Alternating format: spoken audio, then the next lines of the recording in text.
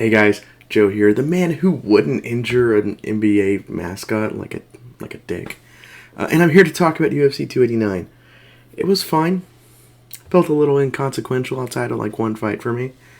So, enough talk. Let's just get to the fights.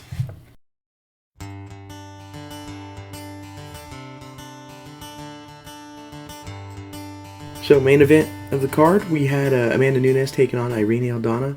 It was a smashing for two reasons, I think. One of them was fear. The other one was kicks. So, out the gate early, we see Aldana utilizing this high guard as she's trying to step in. This allowed Nunes to kind of toss up some snap kicks up the middle, which was stopping the forward movement. You can't move through a limb or anything like that. That's not how physics and reality work. So this is, it hurts. It takes away, like your cardio. It's putting money in the bank, as like old boxing people would say. Old boxing trainers would say that in like the 80s and stuff, putting money in the bank. And it's also like completely stopping whatever kind of offense she's trying to get in, because she wants to get into boxing range, and Nunes is keeping her at a kicking range, especially when they have comparable reach advantages or reaches. And this instantly kind of seems like it. It seems like it. Again, I wasn't there. I wasn't in the corner. I wasn't in her head. But it looks like it put this idea in Aldana's head that, okay, I can't just step in and try to get into boxing range. I have to kind of, maybe I should feint in or those things. But I don't know what to do now. It just completely nullified what she was going through. And to quote Red Letter Media, you might not have noticed it, but your brain did. And after this, it was just slowly adding up. Eventually, these were turning into low kicks to the calves, and then takedown attempts were coming, more varied offense on the feet, elbows, punches, just haymakers at times, knees in the clinch, and eventually, at this point, Nunes was just dominating. Just a dominant performance the entire fight. Aldana had one moment of success that actually kind of got me a little excited. At the end of the first round, she landed a big right hand that nearly knocked Nunes to the ground. But, other than that, it was really nothing. I felt like a finish was coming, but it never did. Aldana kept in there. She stuck around. But Nunes cruised to a relatively easy decision. Aldana did not do anything, really. I really think that she was shut down by the snap kicks in terms of her game plan, and that shut down her mentally, and she was kind of stuck in park the whole time. And after this dominant performance, Nunes retires, leaving with her a legacy that, in my opinion, is pretty unparalleled. She has beaten every other bantamweight champion, finished all but one, technically. She didn't finish Pena, and Pena was bantamweight champion, so that's the only one she didn't finish. And she's a two-division champ. I'm only using quotations because featherweight was really never a division. Is she a two-division champ? Yeah. Is she really? Not really. Featherweight wasn't a division. It never had rankings as far as I'm concerned. So it's not a division. It's just... the featherweight division felt like it had less legitimacy than the BMF belt. I think I'm quoting Carl on that. If so, that's a really good quote. But yeah, the BMF belt seems like it has more legitimacy to it. And that belt is basically... I can buy that belt at Walmart, it feels like. She finished Cyborg in a crazy fight, though. Still, it was a fight between, in my opinion, number one and number two GOATs of women's MMA. So to many, she's the GOAT of women's MMA. And for others, she's a bad draw. She's bad for business. Her pay-per-view numbers are historically just awful. And she may have been attributing to a downfall in women's 135. What is my opinion of this? I think both are right. There's no denying she didn't bring any money in, I think someone said about Jeff Jarrett, never drew a dime. I think it was Jeff Jarrett they're referring to in that clip for professional wrestling. She really didn't draw a dime. But yeah, she's the GOAT to me. I know Carl disagrees, so sure. You know what? It's not like GSP. GSP is clearly the GOAT. There's no argument at all of who's the GOAT when men's MMA. It's GSP, clearly. Women's MMA, I think you can have a little bit of argument. I don't think it's Valentina at all, but I think it's Cyborg. In terms of impact, Ronda But in terms of like in-ring legacy and accolades, Cyborg and Nunes are like the only two that like really kind of stick out to me. So it's between those two. I lean Nunes. I could see people. I understand the Cyborg argument, but to me, I think it's Nunes. This is kind of exciting though for 135, as there's an opportunity for new blood to kind of take the gold. I want to bring up one worry though. I think whoever takes over this division is going to have a hard time generating money in it. I think because a bad draw like Nunes is gone, I don't think that instantly signals that money is going to flow for the division. I think it's really hard to generate money in a post-Ronda 135. And unless you're like innately connected to Ronda, like Holly Holm, the first one to beat her, which launched her into stardom, or Misha Tate, who had the big rivalry with her. And I just don't see that drawing in audiences. I don't think Holly's a draw anymore either, so I don't think that's doing it either. So, just because it doesn't draw in the casual audiences doesn't mean I'm not going to watch. Canada on strike. Canada says no more. No more neglect. We want respect. That's what we're striking for.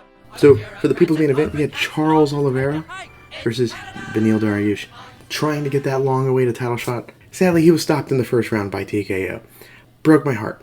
But it was a really good fight, though. So at the gate, Charles is coming out aggressive. He's going in like a right high kick into a right hand, trying to exploit the thing I always harp on, the open side matchup. They're listening to me. I don't trust me. I know they're listening to me. It's trying to work on that open side matchup, going out with a high kick, right hands behind it. Benny does get the fight to the ground. He was looking for the ground and pound, but he was hitting the mat a lot, and it looked very painful. But he was at least active, on top, trying to get it going. Charles fights off, gets back up to the feet, and from here, another right high kick into another couple right hands, which hurts Dariush. Dariush is hurt really bad, drops for a takedown, can't get it, trying to survive, but he's just overwhelmed and pounded out. And so it seems like Charles is next for Makhachev. And Ali Abdelaziz took Islam's phone and tweeted out, there's levels to this game, though. But at the same time, we did see Islam get worked a bit, I feel like, by Volk earlier in the year. So who knows? Maybe Charles has studied that tape tremendously and he knows what to capitalize on. You never know. And lastly, for like the major, like me really digging in with details, we have Mike Malott versus Adam Fugit. I'm not going to do any puns. Yeah, I'm not going to do any puns. I did a lot on the preview show. I had a lot planned on the preview show until Carl said it's Fugit. So it is Fugit as far as I'm concerned. So it was a welterweight fight. Carl said this fight was going to be pretty good. He was pretty confident this was going to be a really good fight. Yeah, it actually was. It was a really solid fight. So before the fight even starts, though, we got to talk about this craziness. So Mike Malott comes out to Sum 41's Fat Lip, which was super sweet. I actually popped off at the house. My childhood of, I think it was one of the Tony Hawk games growing up, just instantly flashed back, and I was singing along. Like, the best friend was out of the house. He was going to go see Spider-Man. And I was like, well, I can sing in the house. No one's going to judge me. So that was awesome. But the crowd thought it was awesome, too. A little too awesome, as a rail broke. And as he's walking out, a rail broke and they fell. Kind of insane, scary, but no one got hurt. And I think that makes it kind of awesome. Since no one is hurt. If it turns out people are hurt, like, oh, this guy was concussed, I'm out. It's not awesome anymore. But if everyone is 100% fine, it's awesome. That's one for the record books. So Malott hurt Fugit early with a body kick. Gnarly body kick. It was a glancing shot to the sternum. He was throwing it, once again, open side matchup. So he was throwing it to the open side. It skimmed like the sternum, hit him like in the solar plexus. You could just see like Fugit's face went like from that. He hated it. It was gnarly. And from here, it just kind of seemed like he was in control of the striking. He looked really good in the striking. And at one point they clinch up. And Malott just instantly, like, huge throw to the ground. Gets side control. He couldn't get the finish, though. He's a big finisher. Couldn't get the finish in round one like he was wanting. So we go into the second round. But it wasn't very long until they get the finish there. As he did a really cool kind of switch stance, step in with the right hand, and throw the left hook beautiful combination, beautiful shot, and it floors Fugit. Fugit hits the mat, and you know what? Mike Malott trains at Team Alpha Male, and there's a couple of requirements for training at Team Alpha Male. Number 1, you got to have an overhand right.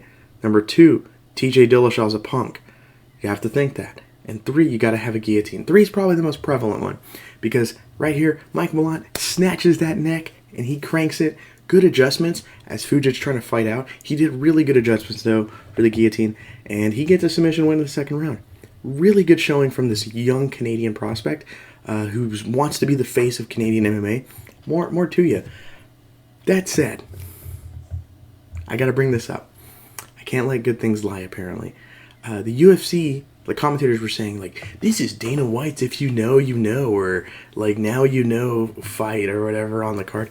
Or it was something as to, like, it kind of, like, put out this narrative that Dana was doing us a favor putting this on the main card, when in reality, this was their way of making their bad booking of this card seem like it was all the plan, while also kind of putting Dana over, fuel Dana's ego, and trying to make him the star of the show instead of the fighters. I always feel like the UFC, like one thing I haven't really talked about a lot lately, I always feel like the face of the UFC, Dana White really wants it to be him. And it isn't. Reminds you of, like, back in the day, Attitude Era, professional wrestling. Stone Cold was the star, The Rock was the star, not Vince McMahon. Just saying. For the rest of the card, Danny Ige beat up Nate Landwehr for a unanimous decision after dropping him twice. Marc-Andre Barriot beat Eric Andrews by unanimous decision. Nazardine Imavov, always butcher that name, and Chris Curtis, they went to a no contest, accidental headbutt, gnarly, nasty cut. I think it was under the eyebrow, like near the eyelid for Chris Curtis. Jasmine Jasudavicius got a huge upset over Miranda Maverick. And lastly, Ayman Zahabi got a nasty finish over Arik Kiyang. And it was kind of a scary knockout. But that is for me, though. Next week, you know what? It's that time of year again. The most important time of the year. My birthday. Oh, yeah, and there's a fight night with Marvin Vittori and Jared Cannonier fighting. So that could be pretty good. It's the day after. The whole card doesn't look good. But, you know, hey, I'll be here anyways. I'll be here to cover that card regardless. I hope it's good. My birthday weekend cards are usually never that great, and historically I feel like. So I'm hoping for something pretty good this year. And be sure to check out the upcoming interview with Eric McGracken. It's coming out on the channel soon. Julian does a fantastic job every time. Honestly, Julian's the man. I have not worked with him directly, but that dude's awesome. Like, if I was famous enough, I would want him interviewing me. Like, straight up. That dude is super good at what he does. I'm Joe with the INC. Thank you for watching.